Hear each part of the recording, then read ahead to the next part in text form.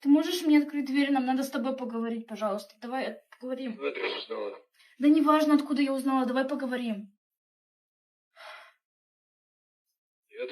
Почему нет? Всем привет! Сегодня у нас подборка видео, когда женщины очень сожалеют, что они развелись с мужем и всячески стараются их вернуть. Прошел год, как я приняла решение о разводе, 9 месяцев, как я съехала от мужа, и 6 месяцев с момента официального развода. И я до сих пор страдаю. Если вы думаете, что если вы инициируете расход с человеком, вам будет легче, то вы ошибаетесь, потому что ты берешь львиную долю на себя именно той внутренней силы, которая тебе дана, а твоему партнеру нет. Когда вы видите, что ваши отношения идут в никуда, вы смотрите в разные стороны, и так больше продолжаться не может. Наверное, поэтому мой бывший муж уже в новых отношениях, а я все еще страдаю. Если вы думаете, что приняв решение о разводе и инициировав его, вы будете дальше легко и прикольно жить, то, к сожалению, это не так. Вам придется столкнуться с огромным количеством мыслей и размышлений о том, что, может быть, я это зря сделала. Каждый божий день я думаю о том, что все могло быть иначе, что у нас могло получиться еще, что, возможно, мы не до конца поборолись. И только периодически возникают мысли о том, что да нет, наверное, все правильно. Вот такая она жизнь разведенки с прицепом. Ну, что тут скажешь? И сиди теперь одна. Сиди, грусти в своих мыслях. Это, по-моему, та, которую я видел как-то в предыдущих каких-то ролике ее есть, где она говорила, что я ушла от хорошего мужа, там что-то такое. И теперь вот такой вот задвигает со слезливой музыкой. Что вот я такая вот... Ну, то есть как будто бы посыл видео такой, что пожалейте меня, я такая вся несчастная. Я вроде бы сделала правильный выбор, но вроде бы и неправильный. Вроде бы я страдаю, а вроде бы и не страдаю. Вроде бы все правильно и неправильно. Ну, какой-то бред одним словом. Не знаю, тут бы к психологу сходить бы. Какие-то там, как сейчас модно говорить, зажимы, блоки подлечить бы, разобраться, в чем причина конкретно, если действительно все было хорошо, но насколько я просто знаю из ее там предыдущего видео. Ну, короче, это ее выбор, если там уже он в других отношениях, тот мужчина, ну, и все, если у него все хорошо, тоже хорошо.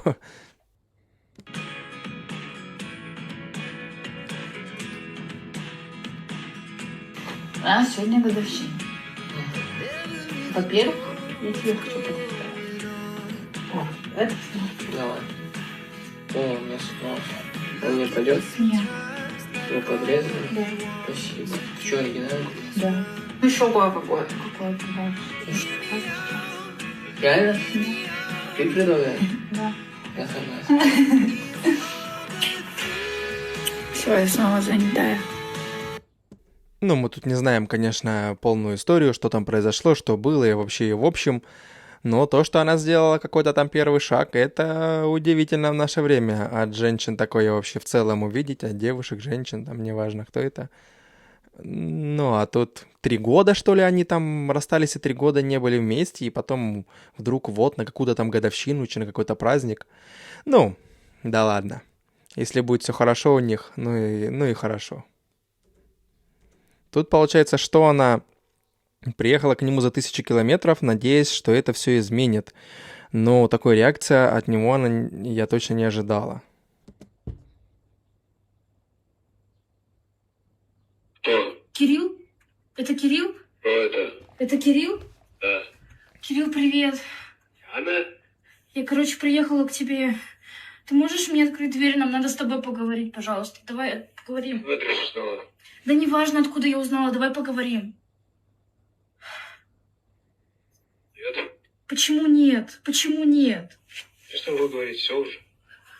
Открой мне дверь, пожалуйста, хотя бы. Я все-таки издалека приехала. Зачем ты приехала вообще ко мне? Давай поговорим. Я хочу с тобой больше говорить. Давай поговорим. Пожалуйста, мне страшно. Открой мне дверь, пожалуйста. Кирилл. Я говорю, все. Нет на этом разговора. Кирилл, открой мне, пожалуйста, дверь. Кирилл.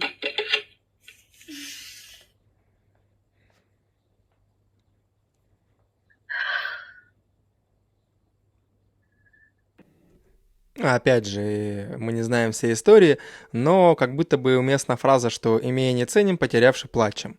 Что-то там такое произошло. Видимо, она там была инициатором вот этого вот всего разлада. И теперь и все, осознала, что как же я там ошибалась, сорвалась за 1000 километров, сейчас я его верну. Такое вот, это как в этих, ну, частенько у них в женских фильмах, я такое какое-то видел, такие вот, что там моделируют такую ситуацию, что там раз, там какой-то разлад, там мужчина, допустим, сорвался, вернул эту как бы прям ненаглядную свою там, да, и так далее. И вот и она, может быть, насмотрелась мелодрам, думает, ну сейчас я верну. Я точно уверена, что он меня, если я уж приеду за 1000 километров, упаду там условно к ногам, то он точно расклеится. Но нет, если действительно там точка поставлена, то это, конечно, глупо. Ну, я знаю, люди такое делают и будут делать. Это же все на эмоциях делается. На днях я поделилась историей о том, что я ушла от хорошего мужа, и в последнем ролике можно это заметить, как люди просто неистово начали хейтить меня. И я объясню, почему так происходит. На самом деле это социально неодобряемая позиция, когда ты уходишь от хорошего человека. Я столкнулась с этим уже год назад, это как в тот момент, когда я приняла это решение, и столкнулась с неодобрением моих близких людей. Мне много кто сказал, что я зря это делаю, что это неправильно, а сейчас на меня вылился весь этот просто спектр эмоций других людей, для которых эта тема стала триггером. Многие не понимают, где здесь выбор себя. Я вам расскажу. Выбор себя — это когда я, находясь рядом с человеком, не испытываю тех чувств и эмоций, которые для меня испытывать в порядке нормы. Когда я люблю человека, это взаимно и так далее. Да, он был прекрасным человеком, да, он вообще заботился и ухаживал за мной, и никогда не показывал мне, что я нелюбима или еще что-то. Но здесь еще вопрос стоит о том, что это несправедливо по отношению к нему с моей стороны, когда я не могу дать человеку то, что он действительно заслуживает. И из большого уважения к моему супругу я приняла это решение, потому что я понимаю, что человек заслуживает этого, а я этого дать ему не могу. Но многие люди почему-то начали писать про предательство, про то, что я нанесла ему какую-то там травму и вообще не думала о его чувствах. Но я, как повторюсь, еще раз уже сказала, это социально неодобряемое поведение, поэтому я столкнулась с таким количеством хейта в свой адрес. Ну, да, неодобряемое поведение. Это ж та же вот с предыдущего сейчас видео, которая плакалась, что вот я теперь страдаю, как будто бы буквально, как будто бы сделала правильный, неправильный выбор, сама не понимаю. Любят, у женщин такое есть в психологии, любят они вот, что они сами себя частенько не понимают. Не то, что кто-то со стороны, там порой их и психолог не поймет, наверное, раз они сами фиг поймут. Вроде бы какая-то логика в ее словах есть, что если я чувствую, что я не могу, там, человек дает мне заботу, любовь, а я не могу точно так же ему отдавать, получая, да, а взамен не могу. Также вроде бы логично, что как бы это не очень хорошо и такие себе отношения. Но с другой стороны, как она говорит, если я там не чувствую, если она имеет в виду, что, может, там чувства пропали вот эти первоначальные, когда ты только там начинаешь взаимодействовать, да, с противоположным полом, и у вас там вспыхивают вот эти вот дофаминовые влечения, но это природой так заложено. Это же для чего заложено? Для размножения.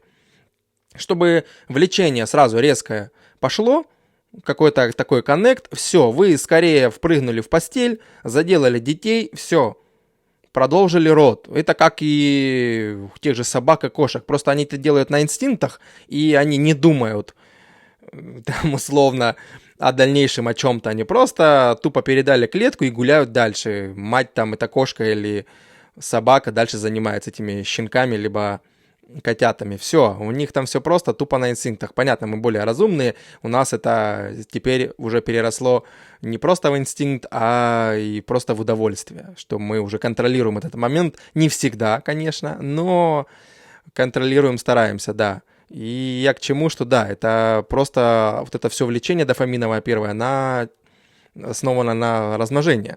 А если она имеет в виду, может быть, что это должно было вот такой вот дофамин, влечение, бешеное вот такое вот, не знаю, как, ну, короче, какой-то, как говорят, конфетно-букетный период. Ну, невозможно такого. Если мы говорим за семейную жизнь, а не за просто интрижку, невозможно такого. Конечно же, это все угаснет, это все стабилизируется, дофамин успокоится, все, такого уже не будет. Все, ты уже увидишь после этого дофаминового опьянения, как говорят, после этих розовых очков, ты уже увидишь действительно реального человека.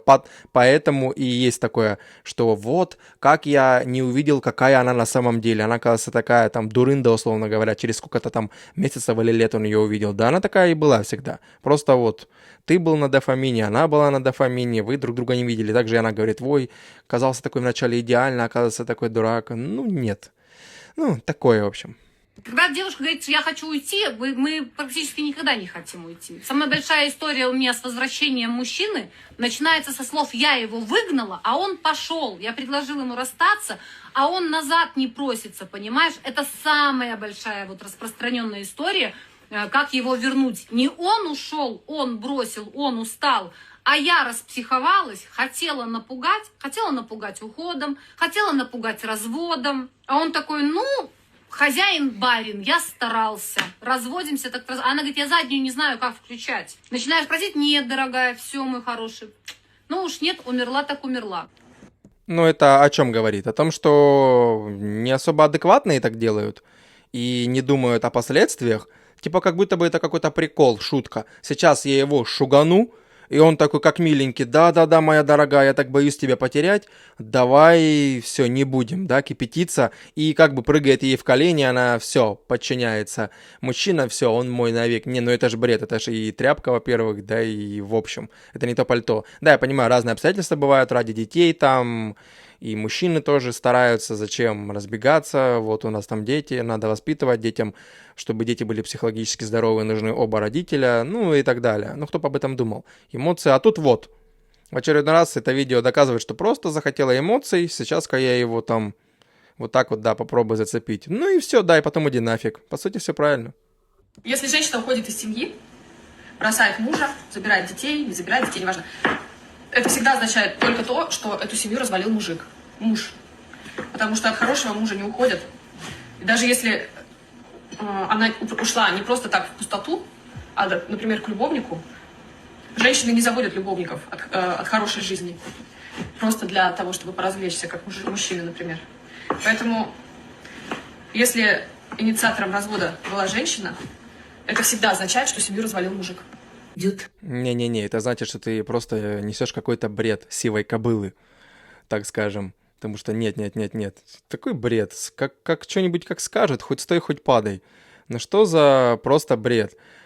Значит, если инициатором была женщина, значит, мужчина виноват. Не-не-не-не. Если, во-первых, был инициатором, тут вот, без причины, говорит, никто от хорошего не уходит. Вон, предыдущие видео доказывают, что уходят от хороших. И это не одна такая вот в предыдущем видео. Таких тоже масса историй, когда уходят от хороших тоже. И она, видимо, об этом не знает. Но опять же, все мы люди, у нас есть свое мнение. Вот она просто выразила свое мнение. У нее такая картина мира, что она считает, что вот так. Потому что в ее жизни вот так, значит, происходит. Да, и тоже бред, что вот женщины не заводят себе любовника для развлечения. Да как это не заводят для развлечения? Как это? И мужчина, он тоже не для развлечения заводит. Потому что в семье, значит, что-то не так. Значит, с интимом что-то там не так. Скорее всего, вначале там было все просто прекрасно и все обоюдно нормально. Потом, как только там условно расписались, сходили в ЗАГС, все, женщина думает, он на крючке. Теперь я буду показывать себя такая, какая есть. Допустим, условно говоря, мужчине надо было каждый день в постель, и она это делала, просто потому что надо было на крючок его зацепить. А на самом деле ей надо там условно 3 раза в неделю. У нас у всех разная либидо. В семейной жизни нет совместимости. В интимной жизни, в плане интима, не бывает ее совместимости. Всегда есть какие-то компромиссы, то надо договариваться. Разные моменты. Одному хочется с утра, другому вечером. Ну и так далее. Одному надо 2 раза в неделю, другому, условно, чаще, либо еще меньше. Так и живем. Тут просто нужно адаптироваться и уметь договариваться. Но если мы об этом говорим. А так, конечно, она, в общем, несет бред. Говорит, всегда, значит, мужчина виноват, если жена пошла подавать на развод. Не-не-не-не. Ну, тут, короче, можно долго об этом дискутировать, но несет бред просто. 5-й месяц после самого жесткого расставания в моей жизни. И я по-прежнему, что бы я ни рассказывала, что бы я ни делала, получаю от подписчиков, от знакомых такую фразу: «Катя, да ты просто забудь, да ты просто отпусти, что ты страдаешь». Почему же этот совет не работает? Потому что он тупой своей безжизненностью и оторванностью от реальности. Это, знаете, как голодному сказать: слушай, да ты просто не думай о еде. А когда мне говорят: Катя, отпусти, это как будто бы требование к моей психике совершить действие, которое она просто не может совершить усилием воли. Будто отпускание — это кнопка, которую я могу нажать, и все. Перестала страдать, двигаюсь дальше, забыла. Валя, Ну, тут согласен, да, потому что это действительно тупой совет, но с другой стороны, те люди, которые это говорят, там, будь то родные, либо друзья ее какие-то, они просто, ну, это как бы у нас, как будто бы заложено у нас, когда мы знаем у человека какую-то ситуацию, мы как будто бы так поддерживаем. Ну да, ты типа, ну ты не переживай, ты не суетись там, не бери в голову вот эти все фразы. Как бы просто об этом не думай. Да, это не работает, потому что у нас психика по-другому работает. Не получится действительно по щелчку просто раз и забыл там человека, забыл какое-то событие, забыл какое-то, ну, что-то было такое, да, там страшное в жизни. Нет, у нас так не работает мозг. В этом плане, конечно, я согласен. А ты вообще, когда заливала вместо дизеля бензин, вообще думала башкой своей? А ты мне говорил, что лить нужно? Я тебе всегда говорил, что мы на дизеле ездим. На твоей машине. Я понимаю, теперь на... Это тебе счета. Так За ты мне... форсунки, за ремонт двигателя. Ты мне другую подарила, она... 576 тысяч. Будь добра. Где ты их возьмешь? Как ты их возьмешь? Я? Да. Продавай, что хочешь. Но чтобы двигатель отремонтировал за свой счет. Не с семейного бюджета. Все понимаешь? У меня есть козырь. Какой? Свидетельство о браке. И что? Все на мне. Ну, я понимаю. Дальше что? Ты мне подарила, и потом хочешь, чтобы я ее обслуживала, что ли? Пипец ты. Я тебе все сказал. Угу. Я Да, представляю такую ситуацию. Купил бы я жене машину, а она бы залила бы, да, вместо дизеля бензин. Ну, тут понятно, что она, конечно, да, там прошляпила. Особенно, если он ей об этом говорил не один раз. Но это серьезная штука. Но с другой стороны, если он знает свою жену, знает, какой она в целом человек, что она могла так, как бы так сказать, затупить, что ли, и залить не то. Тем более берем в расчет, что это женщина. Они не все такие прям продвинутые, прям на 100% шарят, там элементарно капот поднять, куда даже омывайку залить. Обычно этим занимается там муж, ну, по-хорошему, если особенно женщина вообще не разбирается. Ну и в идеале это контролировать, если есть две машины в семье. Ну не знаю, я бы контролировал. И, наверное, бы даже напоминал. Ну а тут, если, конечно, человек уже это делал 1000 раз, и тут ошибка, не знаю. Короче, мы не знаем всей ситуации, но однозначно полляма теперь за двигатель, это не весело. Обосралась. Полгода назад я решилась на развод. Мне 44, и идеального дома больше нет. 8 лет в своих соцсетях я показывала, какой у меня красивый, уютный, эстетичный дом, какая я хорошая мама, хозяйка и жена.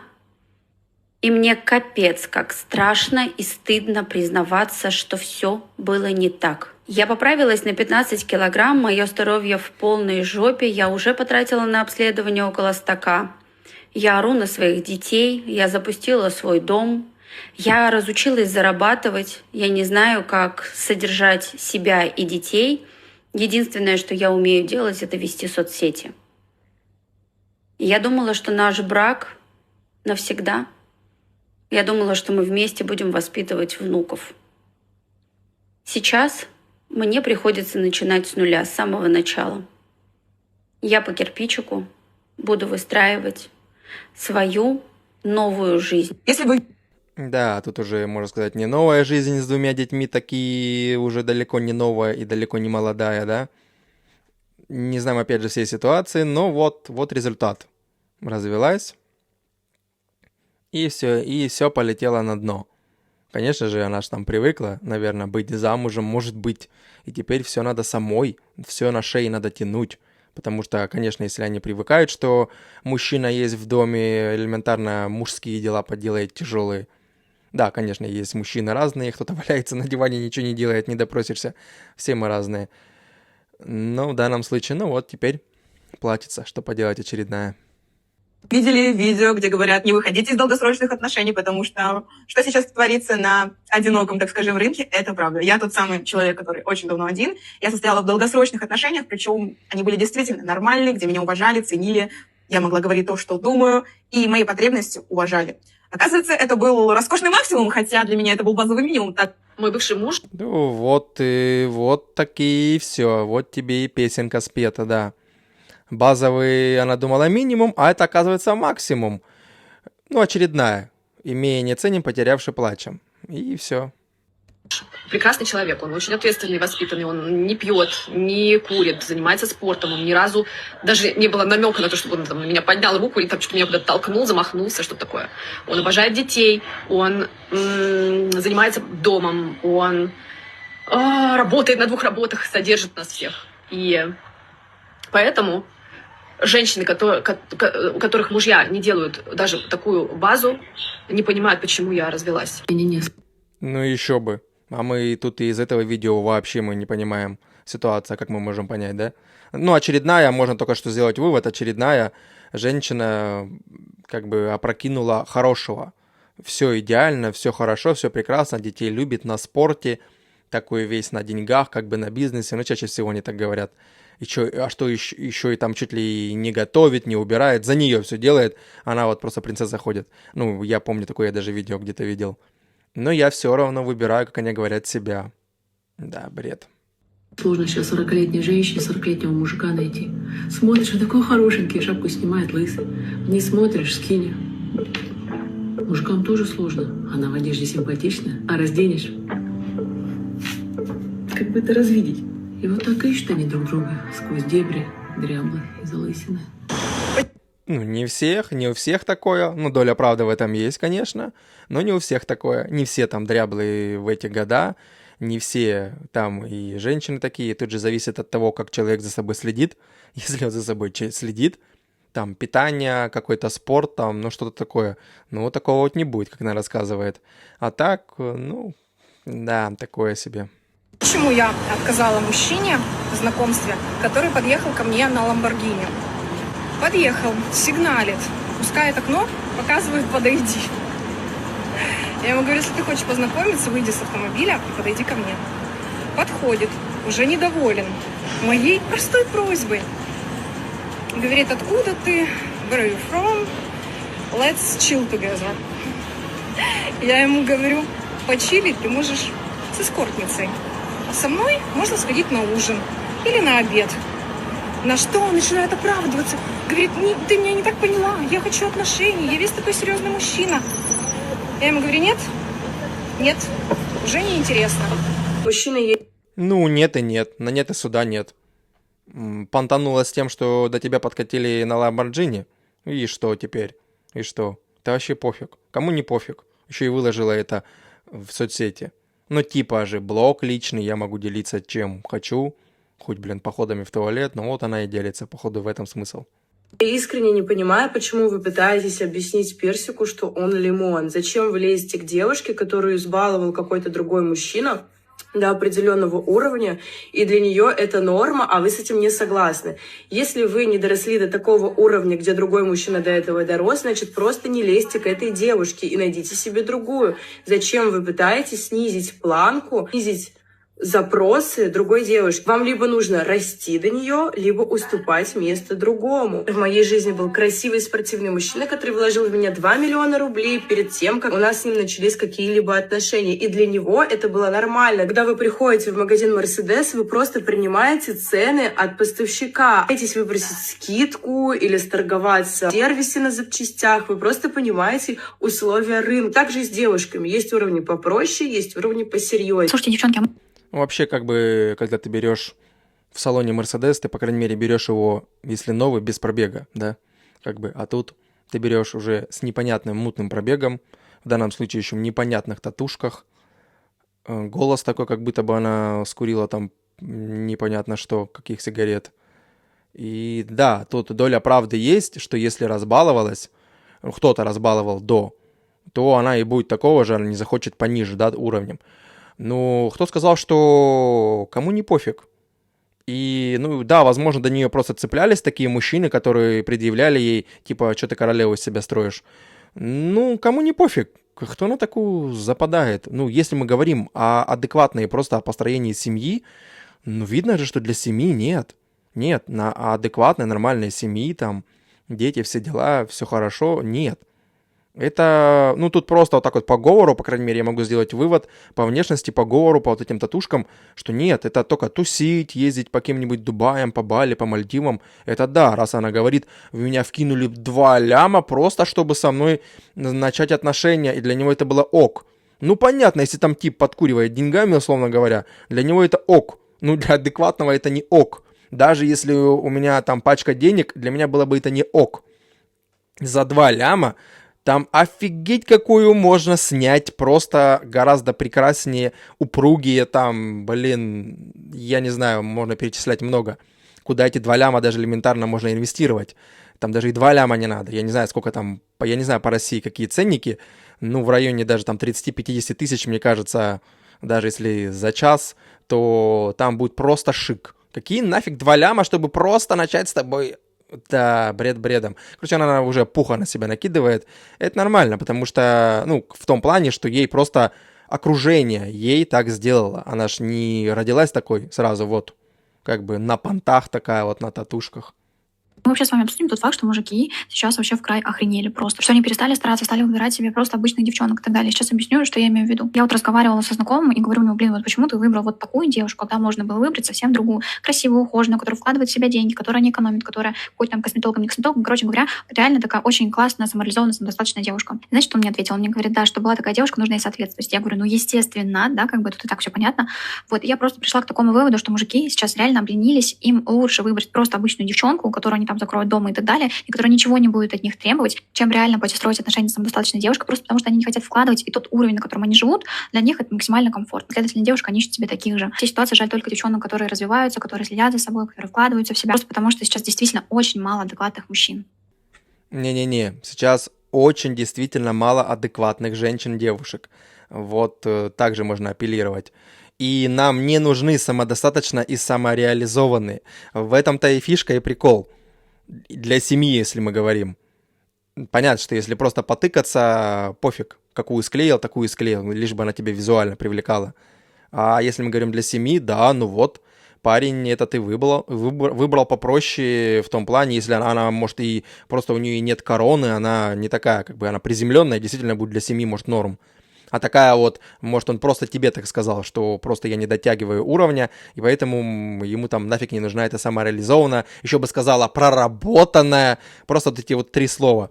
Реализованная, проработанная, самодостаточная, все. Это, как они говорят, red flag, все, сразу красный флаг. Сразу нормальный не клюнет на такую. Только, я говорю, для одного дела. Ну, мое мнение. Я бы только так рассматривал, и все. Короче, такое. Муж будет обеспечивать меня и после развода. Мне 27 лет, и это мой 3-й брак. Сейчас у нас кризис в отношениях, и я бы давно уже подала на развод, но мы работаем над отношениями.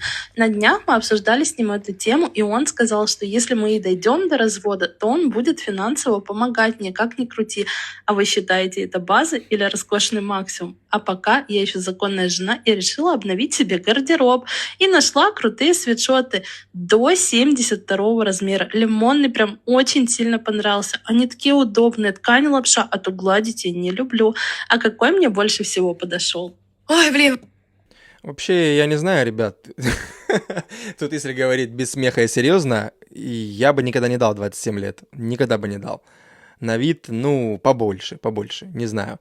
Ну и просто, если сказать честно, это не мой вкус. Как бы, поэтому я ничего не могу сказать плохого, ничего не буду говорить. Это просто не мой вкус. Мне нравится построение. А так, конечно, да, это жесть. Не в плане даже то, что она там вот такая вот у нее вес, да, там больше, чем среднестатистический, наверное. Но то, что как она вот так вот себя на камеру там, как будто бы юзает там человека, такое себе, да.